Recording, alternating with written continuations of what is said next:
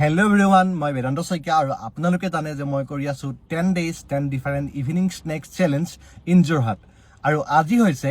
day 2 বৰষুণ দি থকা এটা সন্ধিয়া ইভিনিং স্নেক্সৰ কাৰণে এটা পাৰফেক্ট সময় গতিকে ময়ো পলম নকৰি আমাৰ বৰুৱা চাৰিআলিৰ ওচৰতে থকা